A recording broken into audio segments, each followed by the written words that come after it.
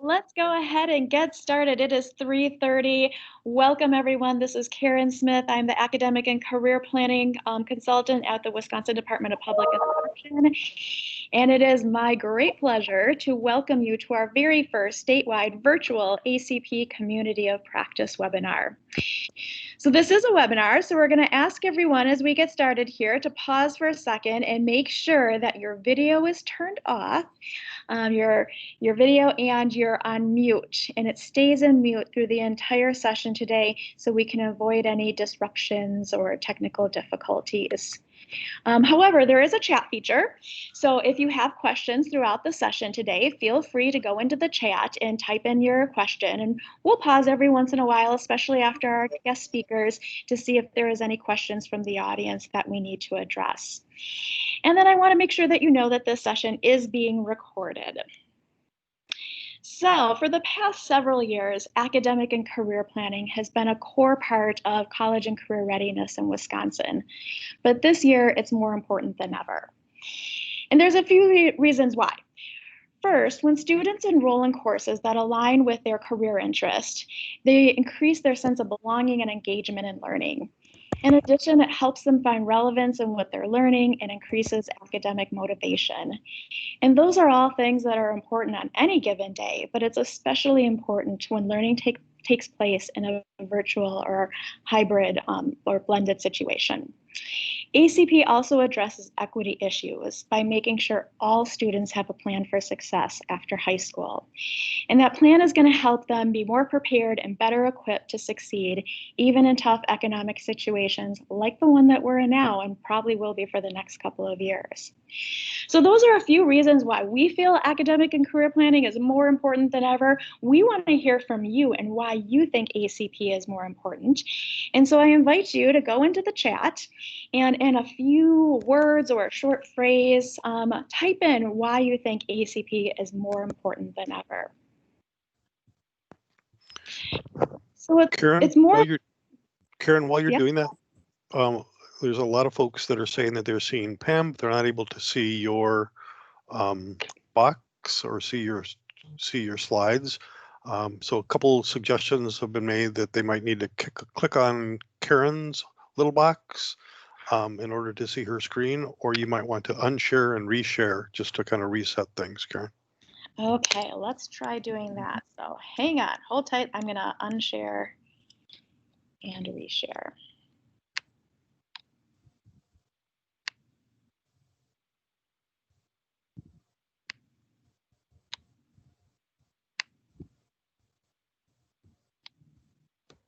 All right, am I reshared? Are you seeing the "we're in this together" screen? Yes. Yes. All right, so for those that you weren't seeing before, now you can see it. You're a magician, Karen, you're a magician.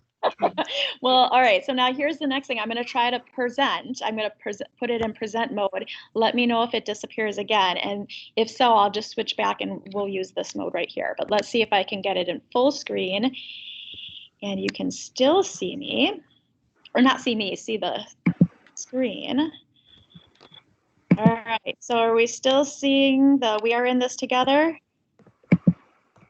Yes. Yes. All right, so sorry about the technical difficulties. Don't know why that happened, but we'll keep the show going here. So as I was saying, ACP may be more important than ever, but we also know that it's going to be more challenging than ever this year. And so that's why DPI and the CISAs got together to offer you this ACP community of practice. This is a place for everyone. So we'll start every month with a webinar just like this one. It will revolve around a different ACP-related topic. And as long as you're registered, it sounds like someone needs to mute their microphone, please. Everyone, if you can quick take a look and make sure you're muted. Thank you. Oh, I think we got it. So every month we'll start out with a webinar just like this on a different ACP related topic. And as long as you are registered with your CISA, you can either watch this webinar live or you'll get a recorded link the next day and you can watch it whatever it's convenient for you. And this is very much a choose your own adventure situation. So, just register and attend the topic interesting to you, think you're going to benefit the most from. And if there's a month where the topic you feel like you've got it covered, you could always skip that and come back the next month. Then shortly after each webinar, your CISA is going to host a follow-up support discussion for you and the other districts in your region. So you can process everything that you learned in the webinar, share best practices, and talk about next steps. And then finally, we'll be offering you some ready-to-use resources on our DPI ACP Community of Practice website, which I'll be showing you at the end of today's presentation. So I'm going to tempt fate right now because I want to introduce all of our hosts and guest speakers today, and I'm hoping we can do this in a way where you can actually at least briefly see their faces. So I am going to unshare my screen. I'm going to ask all of our two hosts and our 3 guest speakers to make sure your video is turned on. So let me unshare here. All right. So hello, this is Karen right here, and it is my pleasure to introduce to you Kayla Carell from CISA 1. Kayla, can you say hello to everyone? Hello, happy to be here. Thanks, Kayla. Next, we have Lynn April from CISA 8 and 9. Hello, good afternoon. Thanks for joining us. And next, we have 3 guest speakers. First, we've got Pam Geiser from the School District of Cedarburg. Pam, if you can unmute and say hello. Unmuting definitely helps. Sorry, everyone. Hello. I'm really happy to be here. Thanks for having me. Thanks, Pam. Next, we have Sarah Greenwood from the School District of Mishicot. Hi, everybody. Happy to be here as well. Thanks, Sarah. And last, we have Katie Goodman from the Mosinee School District. Hi, everyone. Welcome. Thank you for joining us today. Great, thanks so much. All right, so I'm going to reshare my screen and turn things over to Lynn. Lynn, take it away. All righty, so we'll wait until the screen's back up. And there it is. So if you want to go to slide 4.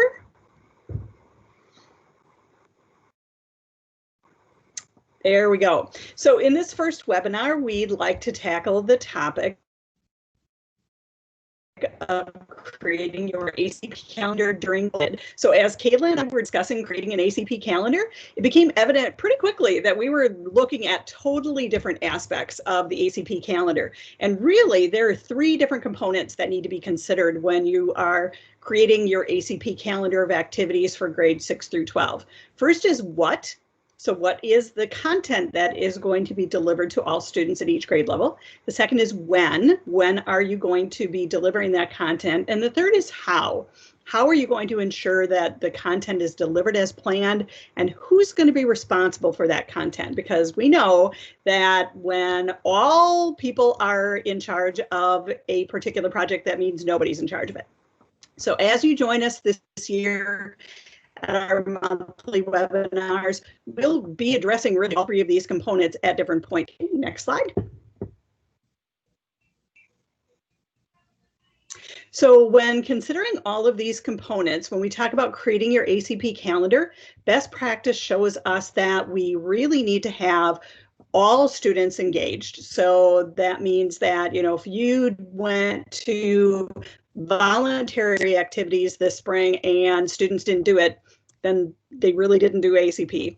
That we need to plan at least 1 academic and career planning activity each month, and we will talk a little bit about why that is. And then this is where COVID planning comes in. We need to plan to deliver that content in any mode, because you might be face-to-face this year, you might be virtual this year, you may be blended. So we need to make sure that ACP is delivered in any of those modes. Okay, next slide. So we know that school districts really had their hands full this spring with COVID, and school buildings closing probably had an impact on your academic and career planning program. So we would like you to respond to a quick poll. This is where we get to hear from you. So if you go to the poll link that you see on the slide right now, the question is, on average, and we know you're looking at grades 6 through 12, so just to the best of your knowledge, how much of your planned ACP programming was completed last year in grade 6 through 12? And we know it might be different in grade 6 through versus 12, but just on average. And the answers can be less than 25%, 25%, 50%, 75%, or so. We'll give you a couple minutes to go out to that link and put in your answer. For those of you that want to open the chat function, the link to that poll is posted in that as well. Beautiful. Thank you, Greg.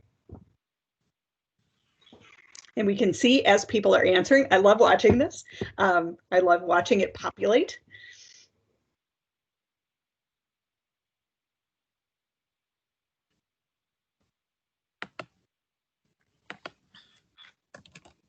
So definitely we're seeing overwhelmingly that about half of the programming got done last year. Oh, now 75% is catching up.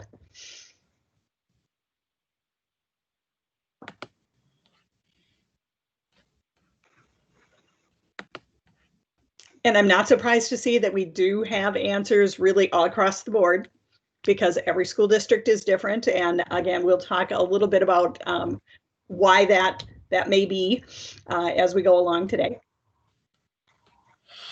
So, another couple of seconds, but so 50% is winning out, followed by 75%. Right now we're tied with 25 and less than 25%, and just 3% got all of their ACP programming done. So great. So Karen, if you can take us back to the slide deck and slide 7. So I did a survey in May with 38 school districts that I work with in 2 different CISAs, and very similar results.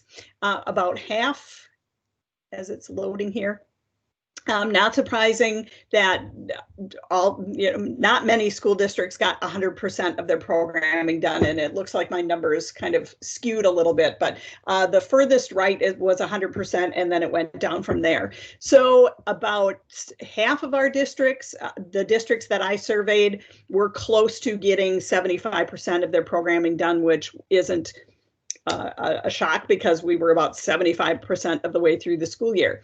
A very few districts were able to get all of their ACP programming done, but a good portion are students. And in fact, if you look at the 38 districts that I surveyed, 53% of the 6th graders last year in these districts received half or less of the ACP programming that the district had planned.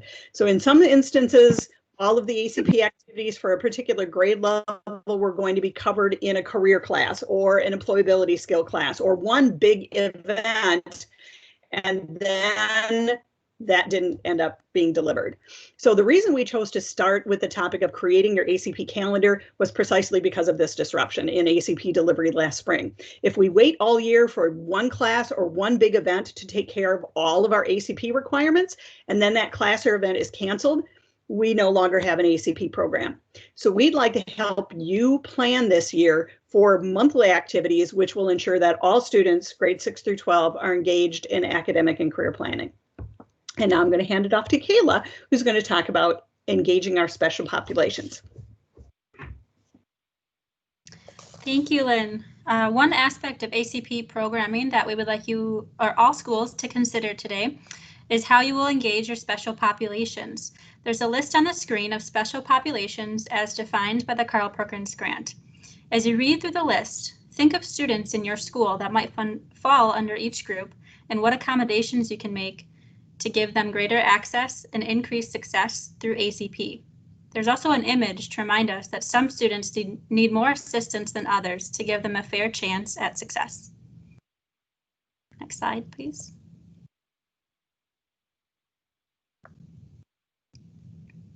As I read through these questions, I'd like you to jot down a few notes in response. You will be asked in your CISA debrief sessions to discuss your answers and share examples of equity in your ACP program. Number 1, how will special populations be affected by any changes you're making to your ACP calendar this school year? Changes could be negative or positive. Will any of these special populations need additional support to access and engage with the activities you're planning in ACP? 3, are there other staff members you need to work with to address special population needs related to your ACP calendar? Working to create equal access for all students needs to remain a priority when planning your ACP calendar during this unique and unprecedented school year. Next slide, please. And now I have the privilege of introducing our first speaker today, who is from my region of the state in southeastern Wisconsin. Ms. Pamela Geiser is the College and Career Counselor for the School District of Cedarburg, and she will be sharing their implementation strategies for middle school ACP programming. Well, hello, everyone. As Kayla mentioned, I'm Pam Geiser. I'm the 612 College and Career Counselor for the Cedarburg School District. As many of you, I wear many hats. So not only do I coordinate the ACP programming for our middle school and high school, but I also teach the 8th grade ACP class and do all of the 8th grade conferencing. For the high school, I run the College and Career Center, where we process and work with students on their college applications and career planning. I'm the scholarship coordinator, and I also do the high school master schedule. So when I say ACP delivery is a team effort in our district, I really mean it. Without our counselors and teachers and the support of our administration, we would not be able to do what we do. This slide shows you the resources that we use in order to do our ACP programming at our middle school. So while I do both high school and middle school, I am focusing on middle school in this presentation. But if you guys have questions regarding the high school, what we do at the high school, I'd be happy to answer those too. So next slide. So currently what we're doing at Webster, our middle school, these are the things that we have typically been doing the last several years for all our students.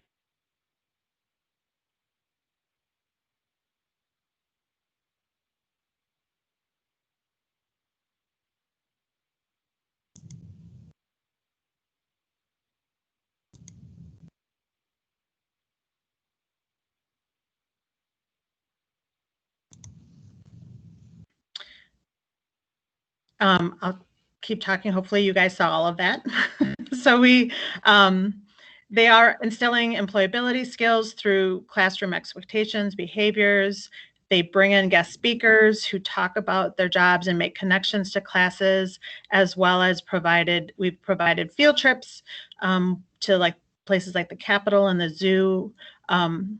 We're also very fortunate to still have allied arts, so kids can do band, choir, art, robotics to help explore and cultivate their interests and talents. And we still have many clubs that kids can do that exploration and self-discovery, like coding. We offer a Lego League, robotics. We have a media club, drama club, community service. So there's lots of ways that regularly throughout the year students can explore possibilities. Next slide. So specifically for each grade, however, in 6th and 7th grade, we do have homeroom lessons that are that while our middle school and I develop the lessons, it is the homeroom teachers that deliver the instruction. But for 8th grade, as I mentioned, I am the one who teaches the 8th grade ACP class during homeroom time. I start with a kickoff in the beginning of the year, and then each homeroom is assigned to a day of the week, and I rotate the homerooms so that I'm meeting with each one once a week for 9 consecutive weeks. After homeroom's done with their ACP lesson, each student is assigned to a group conference date.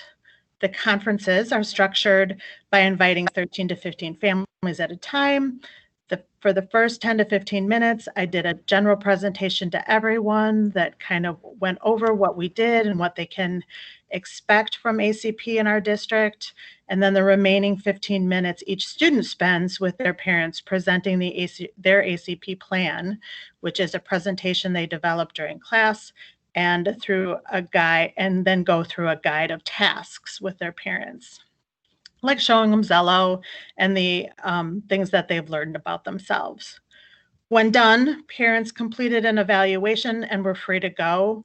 Throughout that student-led part, I would mill around and help guide students if they get stuck or answer questions that parents have. We're still very fortunate in Cedarburg to have a comprehensive high school where we can offer electives through our business department, family consumer science, tech ed, music, art. We even have career classes embedded in our core areas, things like journalism through English, and material science and anatomy in science, as well as health careers, engineering, internships, among a lot of other things. So it's easy for when the high school counselors come, or when they then go to the high school to showcase and see the spaces, to continue that exploration of looking for ways that they can figure out their career paths and try different things out. So it's a nice tie-in with the things that they're learning in middle school about themselves and tying into ACP. We're also very fortunate to have great business partners who not only act as guest speakers in specific classes, but also participate in our career day at Webster, and the county-wide career fair that we host every spring at Concordia University. So these are the specific things that kids have opportunities to explore for ACP. Next slide. So for COVID hit. This is kind of what's happened to us. So there are couple things that stayed the same. The structure of our day, fortunately, at Webster has not changed. We still have homeroom time where we can deliver those lessons, regardless of whether it's virtual or in person. Pretty much the content of our classes has remained the same. So we're still able to offer those embedded curricular connections that teachers are making. What has changed, however, beyond everyone having to wear masks all the time, is we are not allowed visitors. We're not doing field trips. We have to minimize the movement in the building and classroom, and provide social distancing. We're minimizing the use of paper, surface touching, and must have virtual learning options. I'm sure, the same things you guys are dealing with. Next slide. So what does this mean for our ACP programming? Well, in an effort to minimize the exposure with too many people, I'm trying to minimize my going between the middle school and the high school, between buildings. To do this, I plan on broadcasting or coming up with a video for my lessons with a combination of embedded recordings of a Google Meet and slideshows, and then providing an electronic lesson for students to go through. So both of these will be housed in Canvas, with an open link to a Google Meet where students can access if they have any questions. So during a student's assigned homeroom time, teachers will direct them to go into their Canvas lessons for the day. They watch a video, complete a lesson, and can join that Google Meet if they have to ask any questions or need help. Because the homeroom, this is the second year homeroom teachers have been exposed to these lessons, I think they're going to be fine without having me actually in the building. So my plan is to access those Google Meets right from the high school. Because we can't bring parents into the building or meet in groups, we are going to be converting our conferences to individual conferences. So I'll pre-record that 15-minute intro and share that ahead of time. And then parents will be invited to sign up for a 15-minute time slot, where then the student will share that presentation, and the group of us, so myself, parents, and student, then can discuss their plan for their future. We're also starting discussions on converting our career day to a virtual career day, which would still provide students access to career professionals without bringing them into the building. All right, next slide. I think there are definitely benefits to this plan versus what we've done in the past. Because I'm not physically teaching each class, we're going to be able to have multiple homerooms teaching a lesson at once. This means that we should be able to get done with all the lessons. Kids will have their plans. Parent conferences should all be taken care of and behind us as students are starting to make those decisions about their course planning for next year. The time savings and having teachers doing the lessons versus me teaching will also allow me to have that individual time with parents and students for a more personalized approach to formalizing those students' career plans.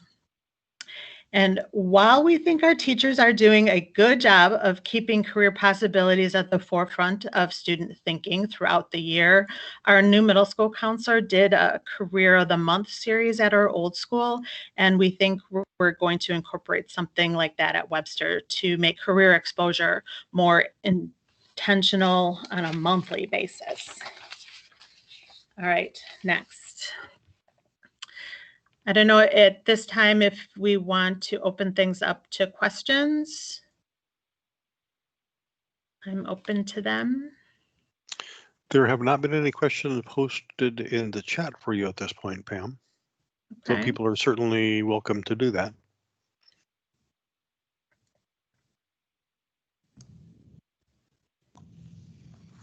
Okay, well, thank you, Pam, for sharing Cedarburg's ACP program with us. I think the Career Cluster of the Month idea sounds wonderful and something that many schools might want to consider.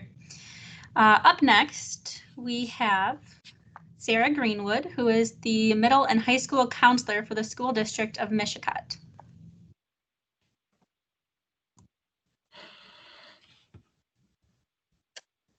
Hi there. So the school district of Michigan has been doing academic and career planning since 2009.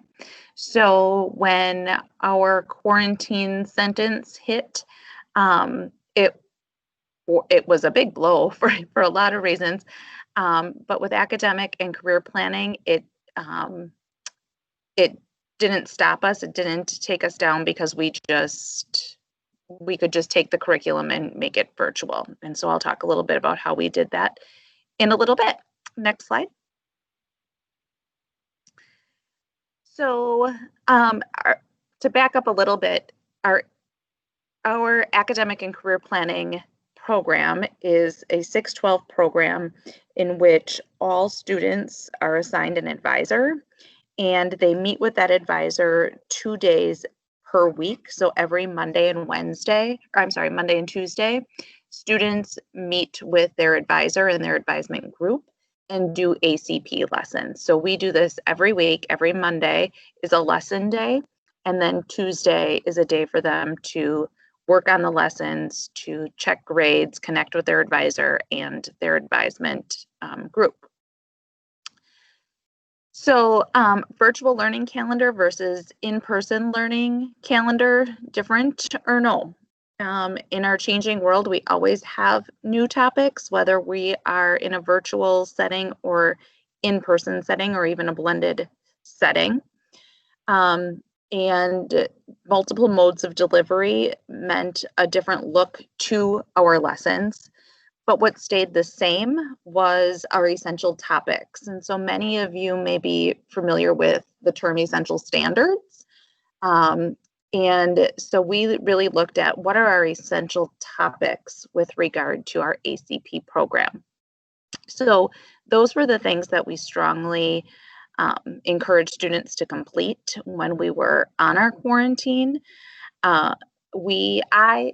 Put those, myself and the other school counselor, put those lessons into Schoology, and the lessons were typically wrote for teachers to read and then follow those lesson plans and deliver them to students. We changed those lessons to be in student-friendly language so that the advisors could then take those lessons and copy them from our Schoology classroom to their advisement classroom. And then students were able to log in and do those assignments. because we used Zello for a lot of those assignments, they were able to track who was completing them and who wasn't.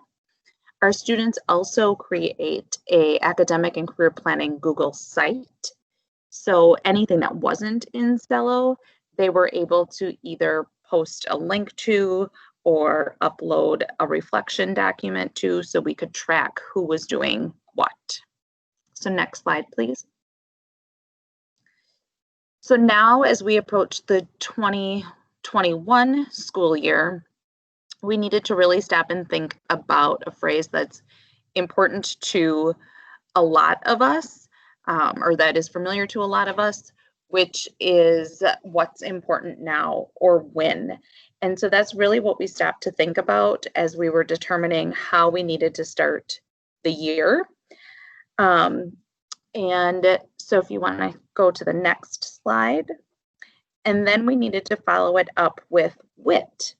And what's important then. So if we determine what we didn't get done last year, where our unfinished learning was with regard to academic and career planning, how could we get through that and then move into what we needed to finish for the curriculum to be complete. Next slide. So the first and most important thing in our academic and career planning process is relationships. And so it didn't matter if we were at home or in person, or if it was a blended situation. We wanted to make sure that all of our students had that relationship built with their advisor. So in the first few weeks of our quarantine situation, we simply had advisors checking in weekly with students to make sure that they were doing okay and to see what they needed help with. Now that we're in person 5 days a week, we wanted to take advantage of that time and really build those relationships back up that may have weakened in the 6 months that we were gone. So we spent the first couple of weeks doing icebreakers, getting to know you questions, team building, really just taking some time to get to know one another and become that family again. Next slide.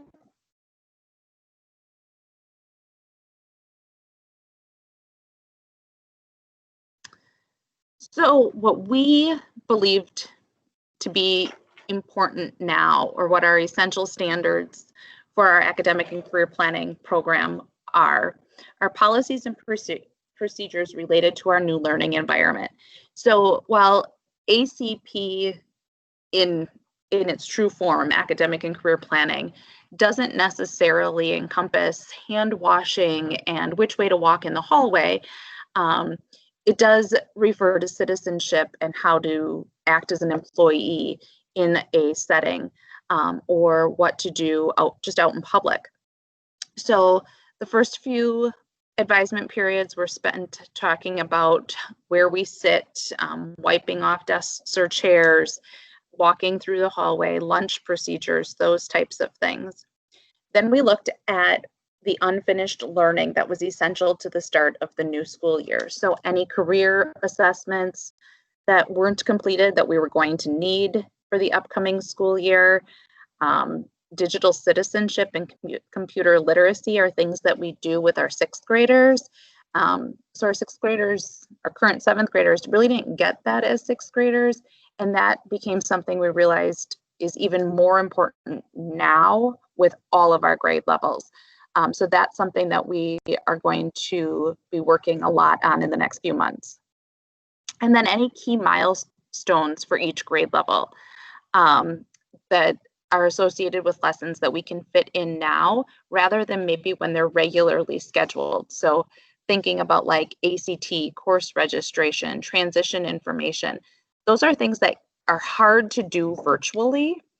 So we looked at how we can fit those in the next few months, weeks, to make sure that we're addressing those things in person. We're also preparing our students for change. So we're getting them used to using Schoology, using all of the Google Suite tools, Flipgrid, Canva, all of those things that teachers might use when we go virtual. We're making sure our students understand how to use those things now. And then understanding the expectations. Sometimes students believe that academic and career planning isn't as important as their other classes. So we really set that standard that this is just as important as your other classes. And our teachers are very supportive in connecting how their core classes connect with our academic and career planning coursework. Next slide. So for the middle school, what's important now? Any of that unfinished learning from 2019 and 20, managing stress, developing their online portfolio, expectations of completion for their portfolio, digital citizenship and citizenship in general, and then navigating Zello. Zello is easy for our students to use once they are, if they are, I shouldn't say once, hopefully it doesn't get to a once, but if they are in a virtual situation. So those are lessons that we're going to save for when or if we are in that setting. Next. And then unfinished learning at the high school is fairly similar. Some of the things that we're looking at that would be different are college applications, the Wisconsin Education Fair, the PSAT. We've also talked about getting ACT prep started, or at least the materials in students' hands. So if there is some time in winter when we're not available, students have those things, have access to those things in a easy fashion. Next slide. So what's important then? So after we have pulled out our essential standards, then we have those supportive standards, the ones that help our students put it all together. And so what front loading do we need to do about registration so that it's not information later?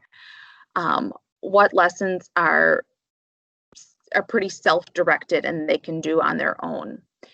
And what lessons are relevant for a specific time of year?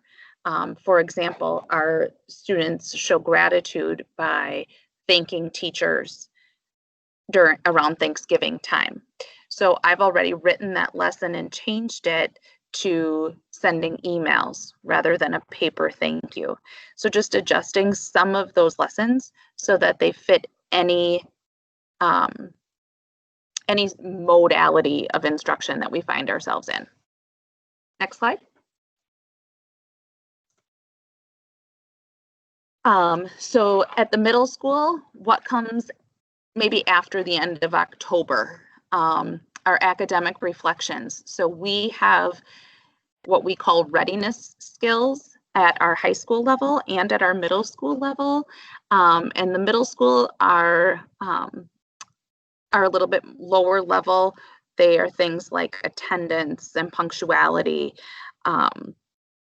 cooperation, things like that. And what our students do is identify either school assignments or sports team achievements, things they've done in the community that highlight having good attendance or having responsibility, things along those lines, and then present those to their class.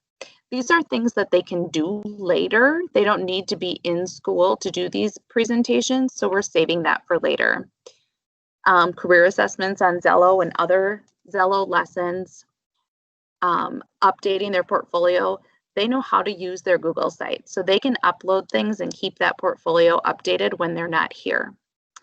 We use online financial literacy programs, so they can take those self-directed courses and do those on their own.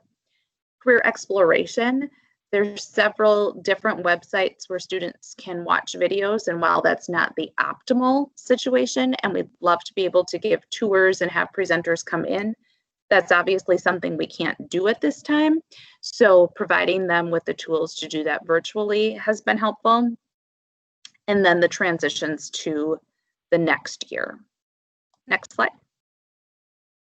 High school is pretty much the same thing, but then, as I had mentioned, with ACT prep, we'd like to get those materials in hand now so that we can encourage them and have lessons about the importance of doing those things later. And then college tours for our juniors, to have them really thinking at the end of junior year, even now at the beginning of junior year, what their plans are for after high school, because over the summer in August and then into September and October, they're going to be applying for colleges. And so we want to make sure that they have had those experiences while they are in their junior year before they apply. Next slide. So throughout the presentation, you have seen some graphics with hearts and arms. And if you're familiar with Solution Tree and the PLCs at Work group, I've attended a lot of their webinars over the summer. And one of the biggest takeaways that I got from that group was essential standards are really the heart of our curriculum, and arms and legs are the learning targets or the other standards that come alongside. What are those things that our curriculum or our program can't live without? And so that's something that is important when you're making your ACP calendar, especially during this uncertain time. What's at the heart of that curriculum? What do you need to make sure that it keeps going? And then your arms and legs are those supportive pieces, the things that are nice to have, will help your students, but they're not essential to your program. That is all that I have, unless there are any questions. There are a couple of questions for you, Sarah. This is Greg. One of them is actually more just kind of a connection. There's somebody that would like to be able to tap into that virtual career speaker series. Sure. If you could post maybe in the chat how you could do that. Okay. That would be terrific. And the other is actually a question for you. And that is, how do you ensure that students actually complete the assignments or the projects that are assigned to them? So while we're in person, making sure that students complete those assignments is fairly easy, because while we don't grade our ACP portfolio, it is something that's tied to co-curriculars. And so students can get pulled out of sports or clubs if they are not passing their portfolio, and passing means having each item completed. Now, if they get taken out of football per se, unlike a regular academic grade check where students would be out till the next grade check, they're only out until they get that item in. So it's amazing how quickly that item gets turned into their advisor and they're back at practice when their coach is frustrated with them. When we're in a virtual setting, it's a little bit different, but that's why that relationship piece is so important. Each teacher that has an advisement has anywhere between around 12 kids, students. And so there's almost that feeling of not wanting to let somebody down. And so the advisor will, be consistent on reminding the students of the expectation and that they need to get those assignments in. There are some who have come back after our extended break and don't have things done from last year. And we've just chosen to not let up on that, and they're going to go back and do those things now. Terrific. Thank you. And Pam, hopefully you're still there. A couple late questions came in. One is maybe a little bit more of a rhetorical question, but one that you might want to address, and that is would you think about doing that Career of the Month virtually? Somebody that really liked that idea, but was having a hard time thinking about how can we do this virtually?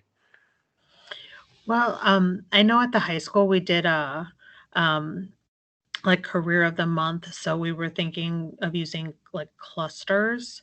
And what I did at the high school is I had a Career of the Month where we showcased different things, and there are pre-recorded like career speakers that you can use. So we may use some of those, but we may start inviting, and that's where I wanted to work with Junior Achievement and maybe even offer some virtual kind of Google Meets. We've used those for our college rep visits, and they're actually working pretty good. We're just like this with a webinar. You invite a speaker, like a career person, to come in and join your chat and talk with kids who are interested in doing it. So we haven't worked out the details, but we have some thoughts. Awesome. Thank you very much. And then there are some other folks that also use that Canvas platform as well. So they were wondering if you would be willing to share your ACP Canvas link so they could see how you design your course. If you're willing to do that, if you post it in the chat, that would be great. And Sarah, I see you've addressed some of the questions that have come in the chat about that accountability, student accountability piece if they're not connected to sports. So I appreciate that. And we want to keep semi on track here and get back to Katie. So Kayla, take it away. Well, before Kayla does it, I do want to say that for the ACP Canvas, it's a work in progress. I have a couple weeks yet, so I really haven't started anything yet. So I'll have to work with you guys to figure out a way of getting that information out. But I would be happy to share when I have it done. Great. Thank you, Pam. And thank you, Sarah, for sharing Mishicot's ACP plan with us. You're welcome. Up next, we have Katie Goodman from the School District of Mosinee. She is their high school counselor, and she will be sharing their high school ACP program with us.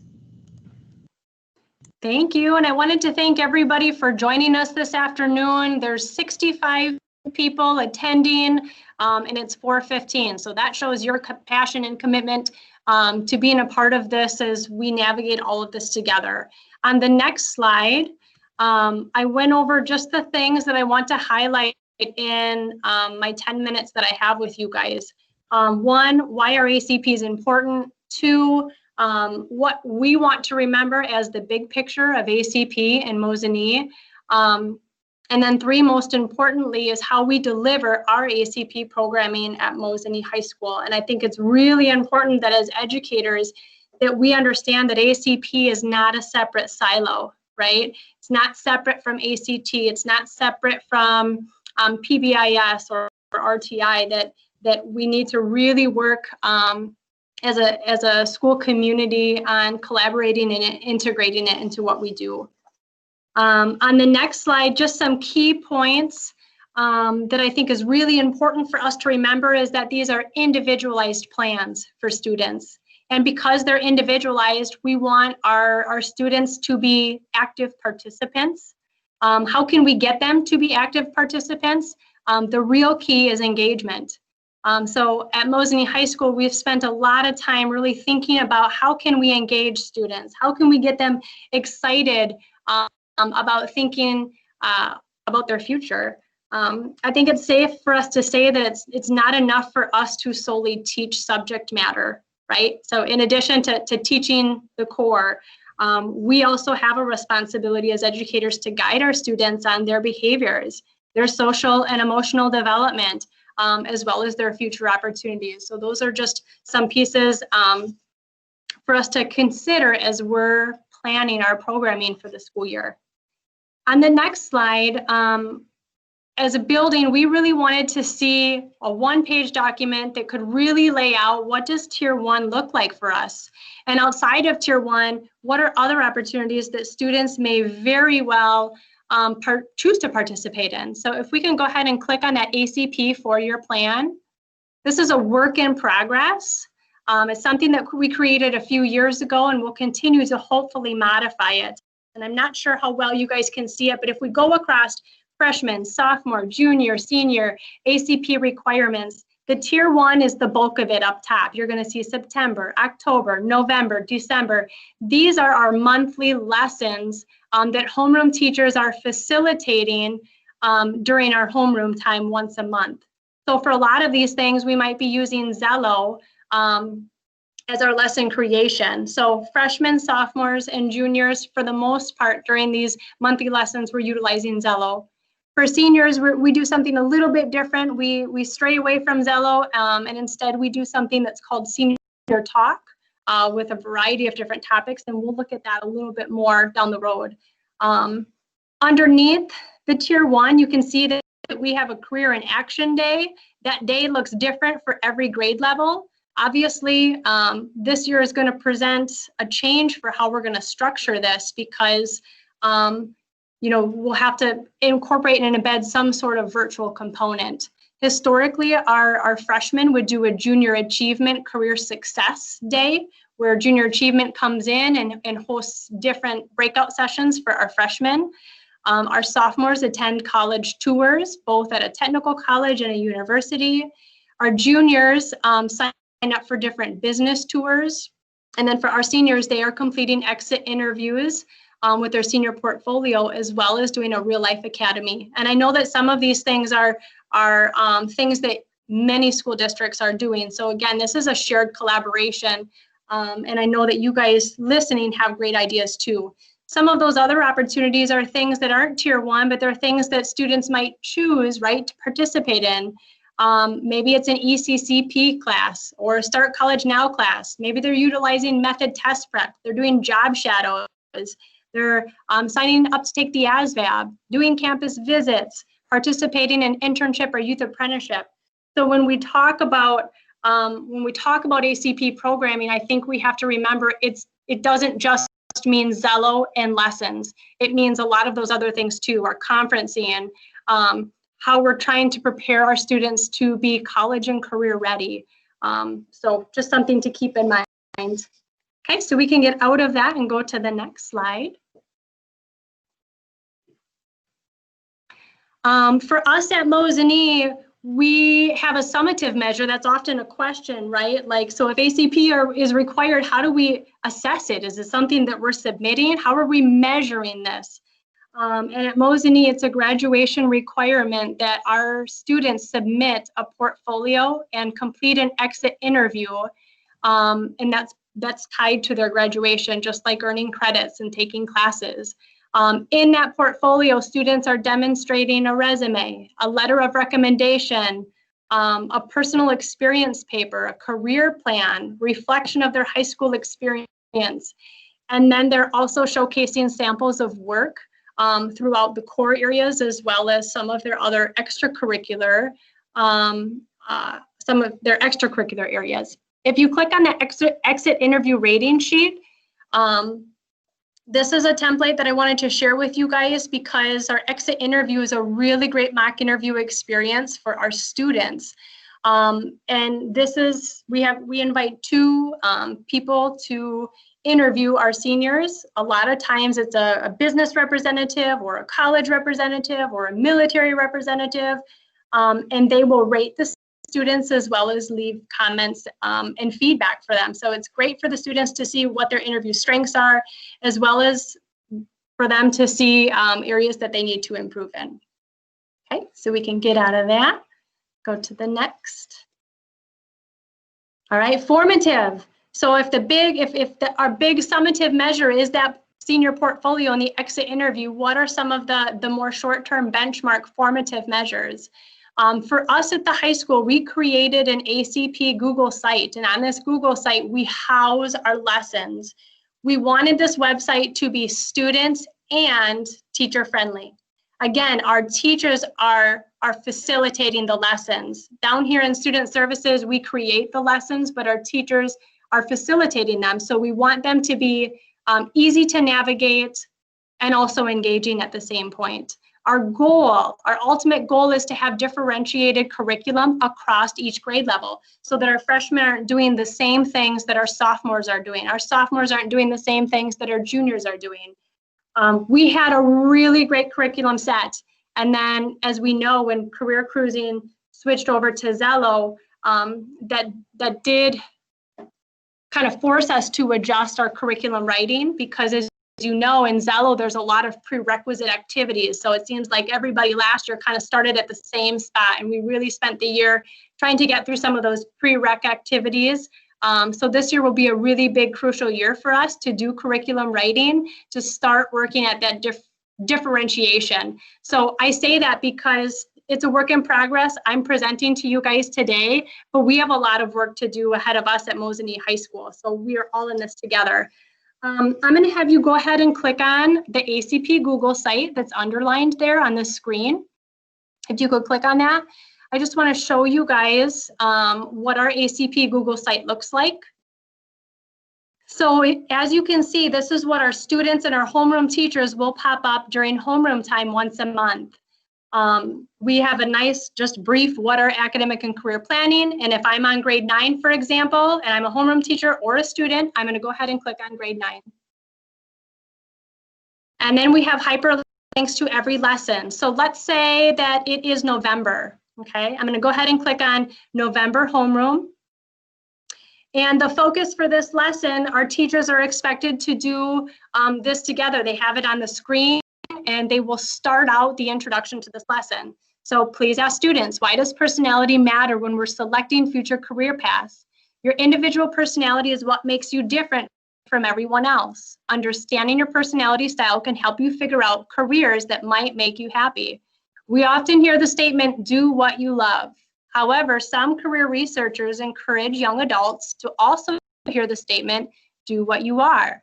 This means that we explore career paths that fit with our personality types. For example, you love math and your personality is introverted. Would a math teacher or an accountant be a better fit? So we start out all of our lessons with some sort of attention grabber where our homeroom teachers are setting the tone for what we're going to do for the day. And then in this particular activity, Zello is the lesson. Zello is really the vehicle that we're using. So we include the link of where to find Zello. And if you scroll down at the bottom of this, a big part of what we do as well is helping students understand their results and putting, if possible, to paper, if that's realistic, otherwise to an electronic Google document that we've created for some of those things as well. So let's go up to the very top. Can you go back up? And I'm going to have you click on grade 11 up on the top. Yep, and then let's go ahead and select March activity for juniors. Some of our lessons will utilize Zello, and some of our lessons will utilize other things that we've come across that we think is really valuable for students. This was an activity that we did in March of last school year. It's called a reality check. It's a budget lesson that we found online, and it is fantastic. So again, Zello is a vehicle. It doesn't mean that we can't grab and pull from other great resources as well. Okay, so this is just an example of how our Google site looks. Okay, can we go back to the slideshow? And the next page. Homeroom checklist. This was something I know in the previous presentations, there were some questions, right, that talked about how do we hold our students accountable.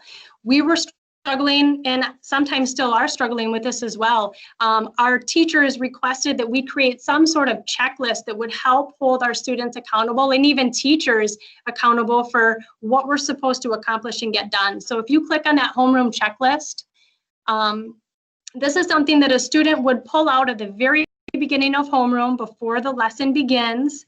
And at the end of the lesson, they would check the completion date, sign off on the completion date that, yep, I did this activity on September 21st.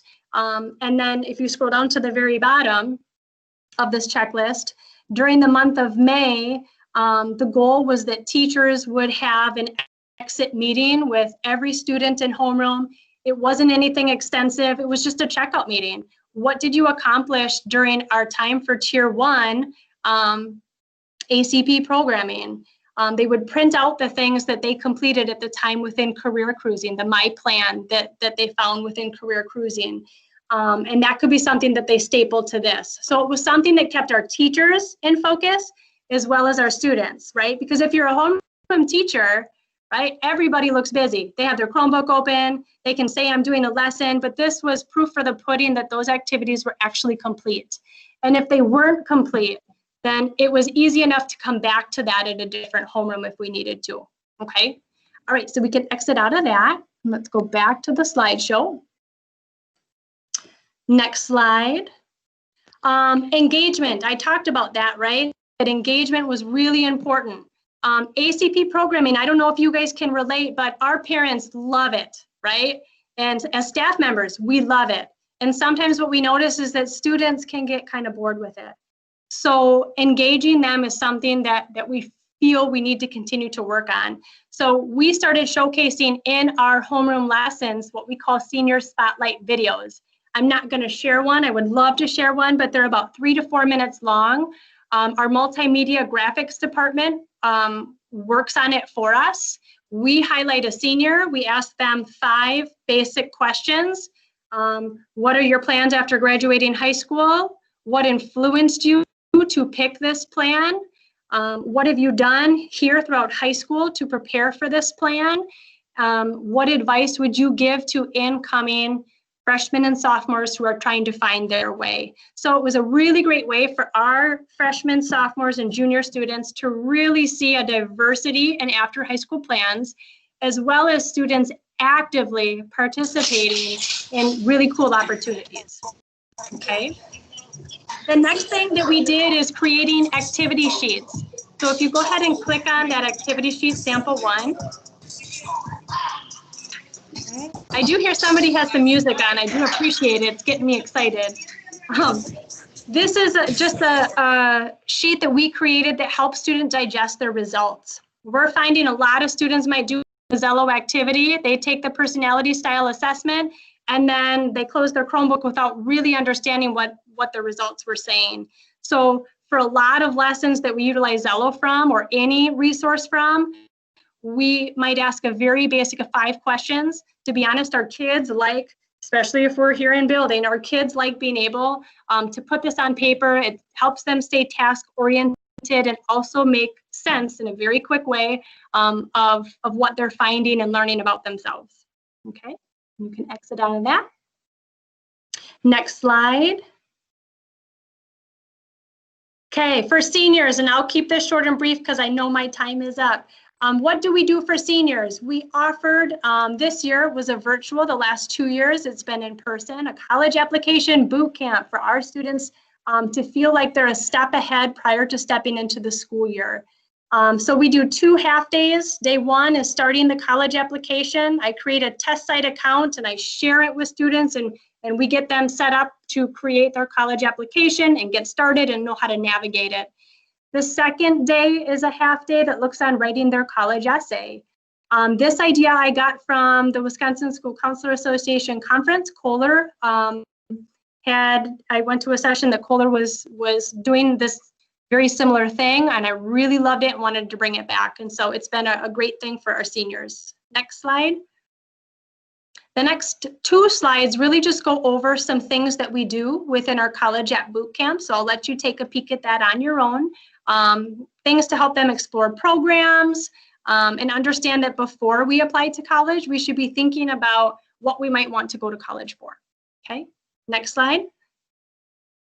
Most of you are familiar with UW Journey. Again, just another great resource to help our students find programs. Next slide.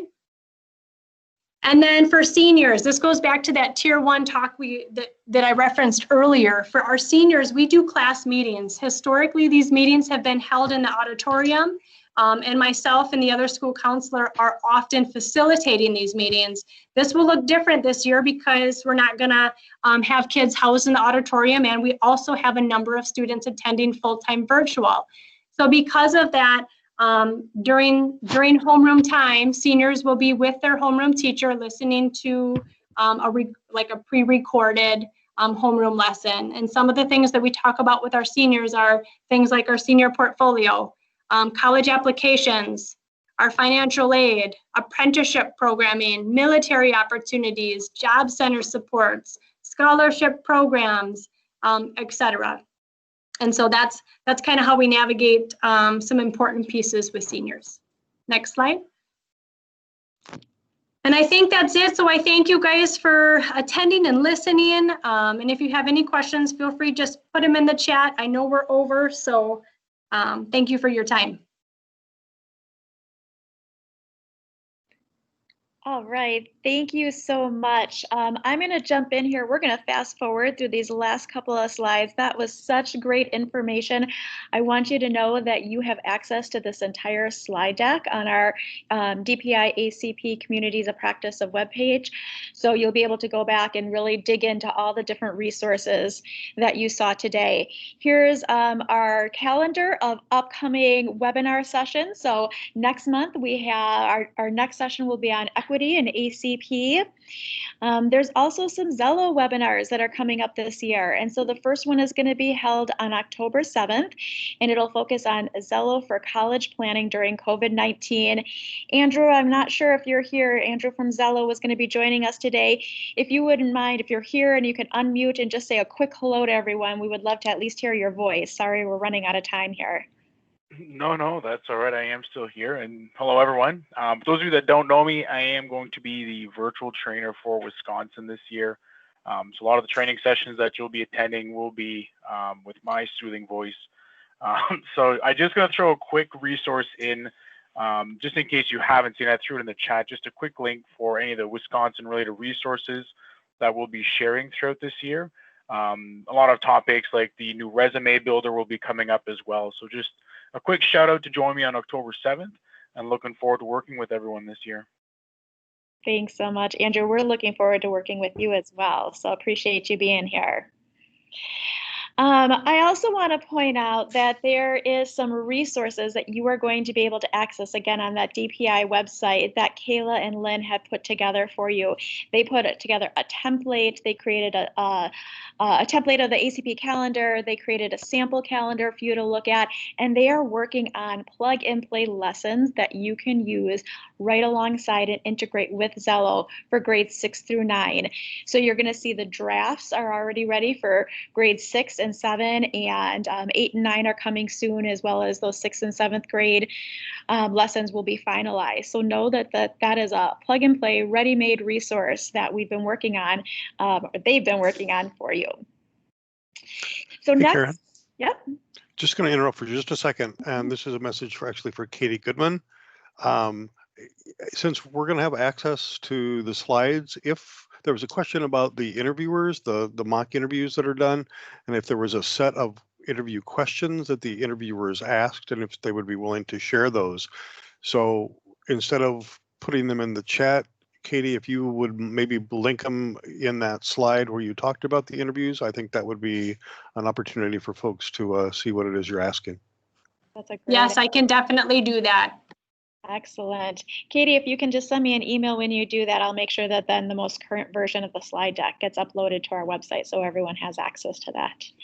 Great problem solving. All right, you guys, home stretch here. Our next steps before you leave today, hopefully you are still with us. We really need you to complete your exit ticket. This is going to be really important to our CISAs that are getting ready for that follow-up support session where you can really dive into all this information. So please take just a few minutes to click on that link, or it should be appearing in chat as well, and fill out that exit ticket before you get to dinner tonight. You also see the link on here for that DPI webpage that I've been talking so much about. So this is where you're going to find all those additional resources, the link to the slide deck. You're also going to see all the flyers from every ACP, so you can go in and make sure, or every CISA, sorry, you can make sure that you go in and you're all registered for the follow-up session and our next month's webinar. So make sure you're getting ready for that next month's webinar so that you can come bringing suggestions for ideas that you want to share about your ACP calendar and or just a really good ACP success story. So I appreciate you hanging in there with us a few extra minutes. I want to give a huge thank you to our hosts, Kayla and Lynn, and our guest speakers today, Pam, Sarah, and Katie. So much great information. My head is literally buzzing with all of it. But most importantly, I want to thank all of you for joining us today, being here with us, and doing everything that you do every day to make sure students in Wisconsin have high quality ACP. We'll see you next month. Bye-bye.